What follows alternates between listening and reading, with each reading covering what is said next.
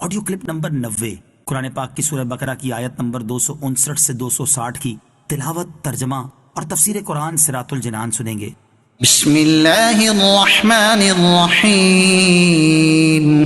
तर्जमा, अल्लाह के नाम से शुरू जो निहायत मेहरबान रहमत वाला है। औ कल्लज़ी मर्र अला क़र्यतिन वहिय ख़ावियतुन अला उरूशिहा क़ाल अन्ना युह्यी हाज़िहिल्लाहु बअद मौतिहा فأماته الله 100 عام ثم بعثه قال كم لبثت قال لبثت يوما أو بعض يوم قال بل لبثت 100 عام فانظر إلى طعامك وشرابك لم يتسنه وانظر إلى حمارك وَلِنَجْعَلَكَ آيَةً لِلنَّاسِ وَانظُرْ إِلَى الْعِظَامِ كَيْفَ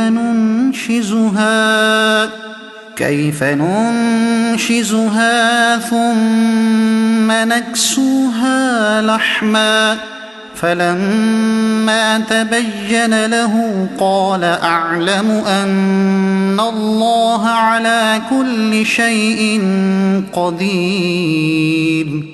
तर्जमा, या क्या तुमने उस शख्स को न देखा जिसका एक बस्ती पर गुजर हुआ और वो बस्ती अपनी छतों के बल गिरी पड़ी थी? तो उस शख्स ने कहा, अल्लाह उन्हें उनकी मौत के बाद कैसे जिंदा करेगा? तो अल्लाह ने उसे 100 साल मौत की हालत में रखा, फिर उसे जिंदा किया। फिर उस शख्स से फरमाया, तुम यहाँ कितना अरसा ठहरे हो? उसने अर्ज की, मैं 1 दिन या 1 दिन से भी कम वक्त ठहरा हूंगा। अल्लाह ने फरमाया, नहीं बल्कि तू यहाँ 100 साल ठहरा है। और अपने खाने और पानी को देख कि अब तक बदबूदार नहीं हुआ, और अपने गधे को देख जिसकी हड्डियां तक सलामत न रही। और ये सब इसलिए किया गया है ताकि हम तुम्हें लोगों के लिए एक निशानी बना दें। और इन हड्डियों को देख हम कैसे इन्हें उठाते, जिंदा करते हैं, फिर उन्हें गोश्त पहनाते हैं। तो जब ये मामला उस पर जाहिर हो गया तो वो बोल उठा, मैं खूब जानता हूं कि अल्लाह हर चीज पर कादिर है। औ कल्लज़ी मर्र अला क़र्यह, या उसकी तरह जिसका गुजर एक बस्ती पर हुआ। अक्सर मुफस्सिरीन के बकौल इस आयत में बयान किया गया वाक़या हजरत उज़ैर अलैहिस्सलाम का है, और बस्ती से बैतुल मुक़द्दस मुराद है। وَإِذْ قَالَ إِبْرَاهِيمُ رَبِّ أَرِنِي كَيْفَ تُحْيِي الْمَوْتَى قال أولم تؤمن قال بلى ولكن ليطمئن قلبي قال فخذ 4 من الطير فصرهن إليك ثم اجعل على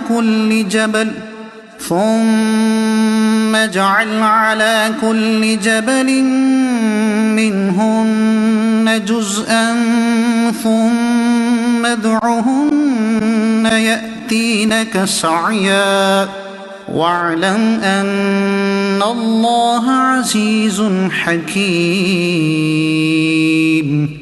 तर्जमा, और जब इब्राहिम ने अर्ज की, ऐ मेरे रब, तू मुझे दिखा दे कि तू मुर्दों को किस तरह जिंदा फरमाएगा। अल्लाह ने फरमाया, क्या तुझे यकीन नहीं? इब्राहिम ने अर्ज की, यकीन क्यों नहीं, मगर ये चाहता हूं कि मेरे दिल को करार आ जाए। अल्लाह ने फरमाया, तो परिंदों में से कोई 4 परिंदे पकड़ लो, फिर उन्हें अपने साथ मानूस कर लो, फिर उन सब का एक एक टुकड़ा हर पहाड़ पर रख दो, फिर उन्हें पुकारो तो वो तुम्हारे पास दौड़ते हुए चले आएंगे। और जान रखो कि अल्लाह गालिब हिकमत वाला है। वइज़ क़ाल इब्राहीम, और जब इब्राहिम ने अर्ज की। इस आयत में अल्लाह ताला की अजीम कुदरत पर दलालत करने वाला एक और वाकया बयान किया जा रहा है, उसका खुलासा दर्ज झेल है। हजरत इब्राहिम अलैहिस्सलाम और 4 परिंदे। मुफस्सिरीन ने लिखा है कि समुद्र के किनारे एक आदमी मरा हुआ पड़ा था। समुद्र का पानी चूंकि चढ़ता उतरता रहता है, चुनाचे जब पानी चढ़ा तो मछलियों ने उस लाश को खाया, और जब पानी उतरा तो जंगल के दरिंदों ने खाया, और जब दरिंदे चले गए तो परिंदों ने खाया।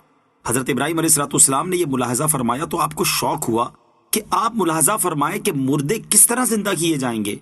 चुनाचे आपने बारगाह इलाही में अर्ज किया, ए अल्लाह अज़्ज़ व जल, मुझे यकीन है कि तू मुर्दों को जिंदा फरमाएगा और उनके अज्जा दरियाई जानवरों और दरिंदों के पेट और परिंदों के पोटों से जमा फरमाएगा, लेकिन मैं ये अजीब मंजर देखने की आरजू रखता हूँ। مفسرین کا ایک قول یہ بھی ہے کہ جب اللہ تعالیٰ نے حضرت ابراہیم علیہ الصلوۃ والسلام کو اپنا خلیل بنایا تو حضرت ملک الموت علیہ الصلوۃ والسلام اللہ تعالیٰ کی اذن و اجازت سے آپ علیہ الصلوۃ والسلام کو یہ بشارت سنانے آئے۔ آپ نے بشارت سن کر اللہ تعالیٰ کی حمد کی اور ملک الموت سے فرمایا کہ اس خلت یعنی خلیل بنائے جانے کی نشانی کیا ہے؟ انہوں نے عرض کیا دلیل یہ ہے کہ اللہ تعالیٰ آپ کی دعا قبول فرمائے گا اور آپ کے سوال پر مردے زندہ کرے گا۔ تب آپ نے یہ دعا کی کہ اے اللہ عز و جل مجھے دکھا کہ تو مردوں کو کس طرح زندہ کرتا ہے۔ اللہ تعالیٰ نے فرمایا کیا تمہیں اس پر یقین نہیں؟ اللہ تعالیٰ عالم الغیب والشہادہ ہے، اسے حضرت ابراہیم علیہ الصلوۃ والسلام کے کمال ایمان و یقین کا علم ہے، اس کے باوجود یہ سوال فرمانا کہ کیا تجھے یقین نہیں، اس لیے ہے کہ سامعین کو سوال کا مقصد معلوم ہو جائے اور وہ جان لے کہ یہ سوال کسی شک و شبہ کی بنا پر نہ تھا۔ چنانچہ حضرت ابراہیم علیہ الصلوۃ والسلام نے عرض کی یقین کیوں نہیں، لیکن میں چاہتا ہوں کہ یہ چیز آنکھوں سے دیکھوں تاکہ میرے دل کو قرار آ جائے، اور خلیل بنائے جانے والی صورت پر معنی یہ ہوں گے کہ اس علامت سے میرے دل کو تسکین ہو جائے کہ تو نے مجھے اپنا خلیل بنایا۔ حضرت ابراہیم علیہ الصلوۃ والسلام کی فرمائش پر حکم خداوندی ہوا کہ تم 4 پرندے لے لو اور انہیں اپنے ساتھ خوب مانوس کر لو، پھر انہیں ذبح کر کے ان کا قیمہ آپس میں ملا کر مختلف پہاڑوں پر رکھ دو اور پھر انہیں آواز دو، ان میں ہر ایک اپنی پہلی والی شکل و صورت میں بن کر تمہارے پاس آ جائے گا۔ چنانچہ حضرت ابراہیم علیہ الصلوۃ والسلام نے 4 پرندے لیے، ایک قول کے مطابق وہ مور، مرغ، کبوتر اور کوا تھے۔ آپ علیہ الصلوۃ والسلام نے انہیں بحکم الہی ذبح کیا، ان کے پر اکھاڑے اور قیمہ کر کے ان کے اجزاء باہم ملا دیے اور اس مجموعے کے کئی حصے کر کے ایک ایک حصہ ایک ایک پہاڑ پر رکھ دیا اور سب کے سر اپنے پاس محفوظ رکھے۔ پھر ان پرندوں کو آواز دے کر بلایا۔ آپ علیہ الصلوۃ والسلام کے بلاتے ہی حکم الہی سے وہ اجزاء اڑے اور ہر جانور کے اجزاء علیحدہ علیحدہ ہو کر اپنی ترتیب سے جمع ہوئے اور پرندوں کی شکلیں بن کر اپنے پاؤں سے دوڑتے آپ کی خدمت میں حاضر ہو گئے اور اپنے اپنے سروں سے مل کر بھی آئینی ہی پہلے کی طرح مکمل ہو گئے۔ سبحان اللہ۔ حضرت عزیر اور حضرت ابراہیم علیہ السلام کے واقعات سے حاصل ہونے والے نکات۔ حضرت عزیر علیہ الصلوۃ والسلام اور حضرت ابراہیم علیہ الصلوۃ والسلام کے واقعات سے کئی چیزیں معلوم ہوتی ہیں۔ نمبر 1، اللہ تعالیٰ انبیاء کرام علیہ الصلوۃ والسلام کی دعائیں قبول فرماتا ہے۔ نمبر 2، انبیاء کرام علیہ الصلوۃ والسلام کی دعاؤں سے مردے بھی زندہ ہوتے ہیں۔ نمبر 3، اللہ تعالیٰ انبیاء کرام علیہ الصلوۃ والسلام کی خواہشات کو پورا فرماتا ہے۔